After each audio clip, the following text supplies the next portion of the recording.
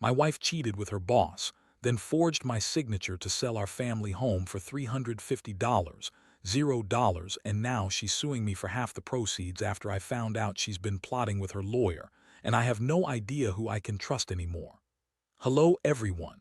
Dear listeners, please share your thoughts in the comments section below. And don't forget to like, share, and subscribe. Now, let's begin the video. Using a throwaway for obvious reasons, with certain specifics modified to preserve anonymity. I never thought I'd find myself in a situation like this, but here I am, trying to piece together what's left of my life after discovering my wife, Jenny, was cheating on me with her boss, Mark. And if that wasn't bad enough, I later found out she forged my signature to sell our house for a quick $350, $0, and now she's actually suing me for half the proceeds. Yeah, it's a mess, and honestly, I don't even know who I can trust anymore. Our marriage was supposed to be solid. We'd been together for 8 years, built a life, had 2 kids, and I always thought we were in it for the long haul. Jenny was the kind of wife who could be bitchy, yeah, but I thought it was just her personality.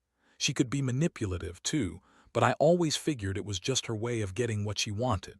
Still, I never suspected she'd betray me like this, not in a million years. It all started subtly, like the kind of thing you brush off at first.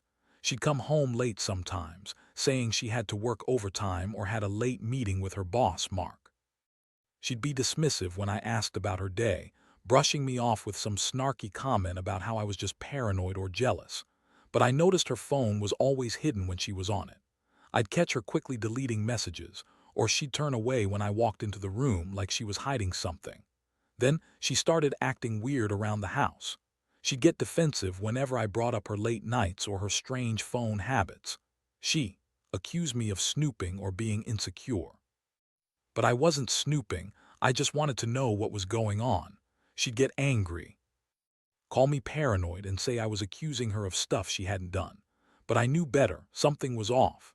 One night I decided to check her phone when she went to bed early. I wasn't snooping out of suspicion, I just wanted to see what was really happening. I found a string of messages between her and Mark, full of flirtatious banter, explicit talk, and even plans to meet up outside of work. I saw her talking about how she was so tired of me and just wants to feel alive again. Hit me like a freight train. My wife was having sex with her boss, and I had no idea how long this had been going on. I felt sick. My stomach twisted and I couldn't breathe for a second. I stared at the messages, trying to process what I was seeing. How could she lie to my face all these years? How could she pretend everything was fine while she was secretly cheating on me? I felt betrayed, humiliated, and furious. I didn't even know what to do next. I just knew I had to confront her. The next morning, I woke up. Early, heart pounding. I waited for her to get out of bed, then went straight to her phone. I grabbed it, unlocked it with her passcode, which I'd known for years but never used, and found even more evidence, pictures of her and Mark together, texts confirming their affair, and even emails where she discussed how she was planning to cover her tracks. The worst part, she had forged my signature on documents to sell our house, claiming I authorized it. I found the paperwork in her purse, signed with my name. She'd been planning to cash out and run. When I confronted her that evening, her reaction was something out of a nightmare.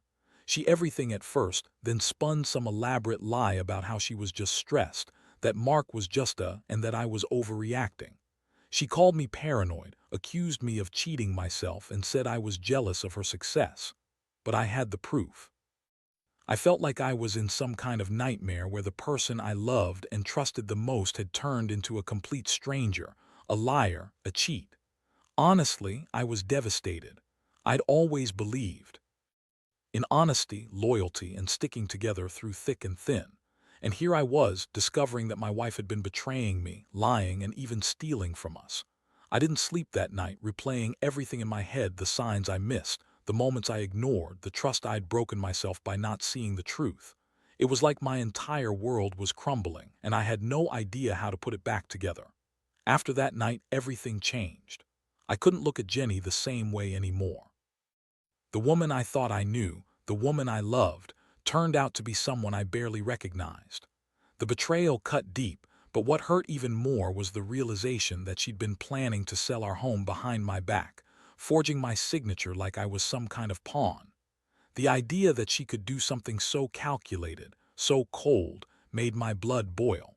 I started digging into the details of the sale.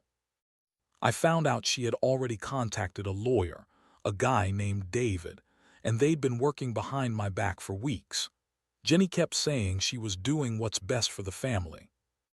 But I knew better. She was cashing in on our life, our memories, for her own selfish gain. I couldn't believe she'd gone so far as to forge my signature on legal documents just to make the sale happen without me knowing. I decided I needed to get my hands on all the paperwork. I went to the lawyer's office, pretending to be interested in the sale, and got copies of everything. The sale was finalized for $350, $0. I couldn't believe she'd been willing to give away our home, the only thing we had left after years of hard work, just to get quick cash. I felt sick thinking about how she'd planned this, how she'd lied to me every step of the way. But the worst part was yet to come. I found out she was planning to sue me for half the proceeds. Yeah, she was trying to turn this around and claim I was somehow involved, or that I was supposed to get a cut. That's when I realized she'd been plotting with her lawyer all along, probably telling him I was some kind of obstacle. I've never hated someone more in my life. It was like she'd turned into a stranger, a con artist, and I was the victim in her game. I felt so betrayed I couldn't even sleep. I kept asking myself how she could do this, cheat on me, lie, steal, then turn around and fight me for the money. The rage inside me was boiling. I wanted to confront her again, but I knew I needed a plan. I needed proof, and I needed to protect what was left of my rights. I started talking to a lawyer of my own, figuring out what my options were. I couldn't let her get away with this, not after all the years we'd shared. Meanwhile, Jenny kept up her act, acting like she was the victim, crying crocodile tears and blaming me for everything. She told her friends I was controlling and jealous, trying to paint herself as the innocent wife. But I knew better. I had the evidence, and I wasn't about to let her manipulate her way out of this. I was furious, but I also felt a strange sense of clarity. I had to be smart, stay calm, and fight back. The more I uncovered, the more I realized how deep her deception went. She'd been planning to leave me, to take the money and run, all while pretending she loved me. I couldn't believe I'd been so blind. But now I was awake. I knew I had to protect myself and figure out what to do next. I was angry, betrayed, and honestly, I felt like I'd been punched in the gut. But I also knew I wasn't going down without a fight. The days that followed were a blur of legal meetings, sleepless nights, and a growing sense of paranoia. I couldn't trust anyone anymore, not Jenny, not her lawyer, not even my own instincts. Every time I thought about what she'd done, a wave of anger and frustration washed over me. How could she be so ruthless, so heartless? It was like she'd turned into a different person, one who only cared about her own greed and her secret affair with Mark. I started digging into her phone, her emails, anything that could give me more proof. I needed to understand just how far she'd gone. That's when I found out she'd been having sex with Mark in the office, at hotels, even in my own bed when I wasn't home. She lied about working late, about being exhausted. It was all a cover-up. The more I uncovered, the more I felt like I was living in some twisted nightmare.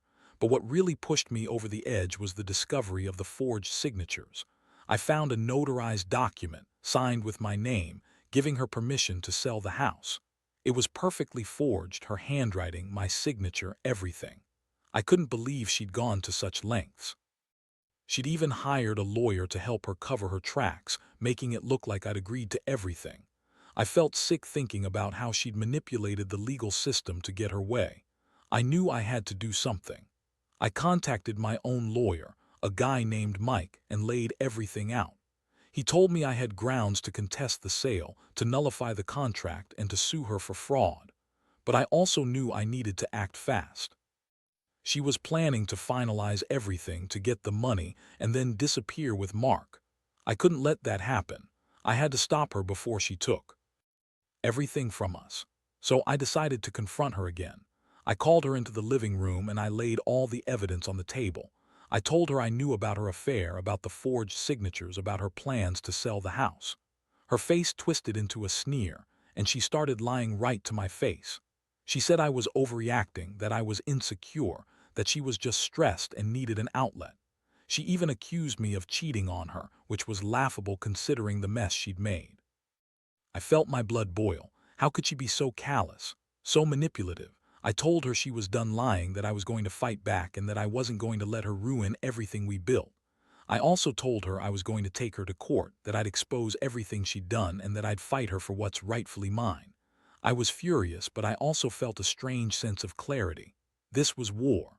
The shock on her face was almost satisfying. She didn't expect me to fight back so hard. I could see the panic in her eyes, but she quickly masked it with her usual bitchy attitude. She kept trying to spin her lies to make me doubt myself, but I had enough proof to shut her down. I knew this wouldn't be easy, but I was ready for the fight. I was done being the victim. From now on, I was going to be the one fighting for what was mine. The legal battle that ensued felt like a nightmare I couldn't wake up from. Jenny, of course, doubled down on her lies, trying to paint herself as the victim in all this. She claimed I was abusive, controlling, jealous, anything to shift the focus away from her own betrayal. Her lawyer, David, was just as manipulative, twisting facts and trying to discredit me at every turn. It was clear they had been planning this entire scheme for weeks, maybe months. Meanwhile, I was gathering evidence, documents, witness statements from friends and neighbors who saw her sneaking around with Mark. I also hired my own lawyer, Mike, who was sharp and relentless. We filed a temporary restraining order to prevent her from selling the house or transferring any more assets without my approval. I knew I had to cut her off at the pass before she could do any more damage. The court hearings were a whirlwind. Jenny showed up with her bitchy smirk, trying to look innocent, but I saw right through her. She kept claiming I was the one at fault, that I was paranoid, that she'd never cheat on me, even though I had the proof right in front of her face.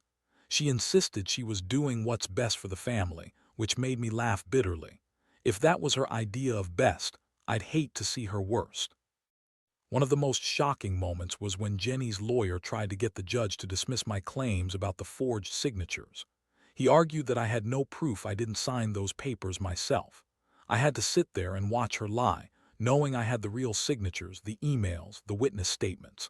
I felt a mix of rage and helplessness, but I also knew I had to stay calm, to stick to the facts, and to fight with everything I had. As the days went on, Jenny's behavior became more erratic. She started calling me names, threatening me, even accusing me of cheating on her, which was laughable considering what I'd uncovered. She was trying to manipulate the situation, to turn the judge against me, but I stayed focused. I knew I had the truth, and I was determined to see justice done. The real shock came when I found out she had been secretly plotting with her lawyer to sell the house without my knowledge. They'd been working on a plan to transfer the title into her name, then split the proceeds. I realized how deep her betrayal went. She'd been planning her escape for months, maybe longer. That's when I knew I couldn't just sit back and let her walk away with everything. I had to fight harder. In those moments, I felt a strange mix of heartbreak, anger, and a desperate hope that I could still salvage some part of what we once had. But more than anything, I knew I had to protect myself and my kids from her lies and manipulations. If she thought she could just cheat, steal, and then sue me for half the money, she was dead wrong.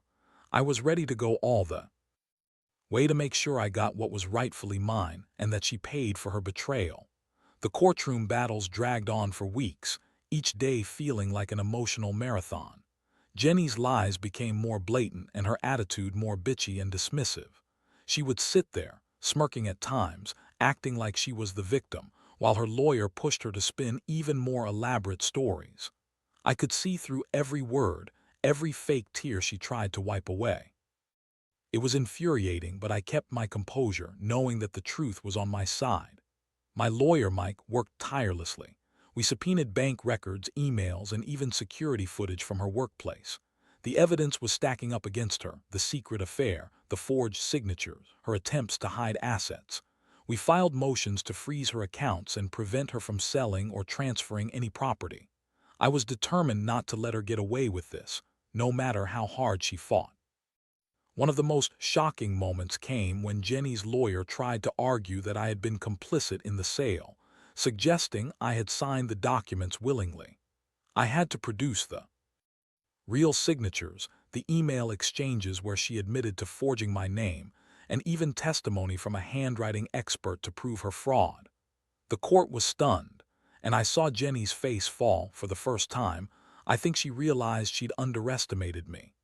Meanwhile, Jenny was trying to turn everyone against me. She told her friends I was abusive, controlling, and incapable of handling the truth. She claimed I'd cheated on her, which was laughable considering all the evidence I had of her affair with Mark. Every day, I felt more betrayed, more disgusted. How could she be so manipulative, so heartless? I kept asking myself if I ever truly knew her or if I'd been blind this whole time. Then came the moment I'd been waiting for, the court ruling on the sale of the house. I filed for an injunction to halt the transfer of ownership and to have the sale declared void due to her fraudulent signatures. The judge listened carefully, and after reviewing all the evidence, he sided with me. The sale was temporarily frozen, and I was awarded custody of the house until the case could be fully settled. I felt a small flicker of relief, knowing I was finally getting some justice. But the biggest shock was yet to come.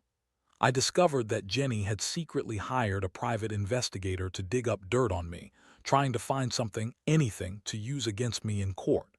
It was sickening.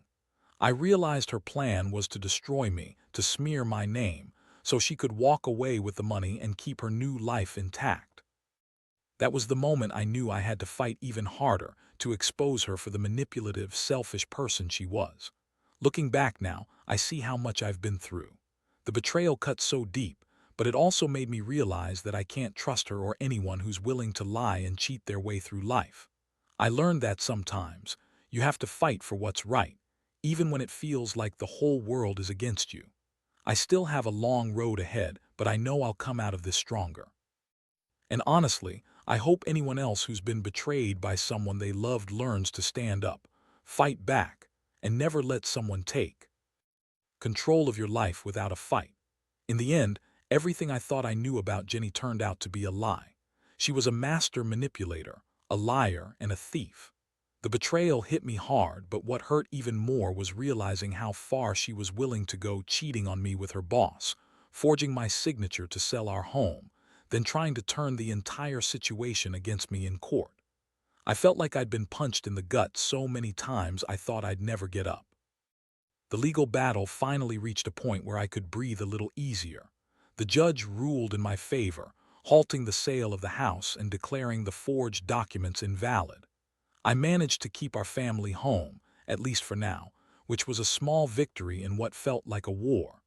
I also uncovered evidence that she'd been secretly planning her escape for months, even hiring a private investigator to dig up dirt on me. That was the last straw. I saw her for what she really was, a selfish, manipulative woman who only cared about herself. Since then, I've been trying to rebuild my life from the wreckage. The house is still ours, and I've started working on a new future, far away from her lies and betrayal. I've cut all ties with Jenny, and I now focus on my kids, my sanity, and healing from the emotional scars she left behind. It's been a brutal lesson in trust and resilience, but I don't regret standing up for myself. I refuse to let her destroy everything we built.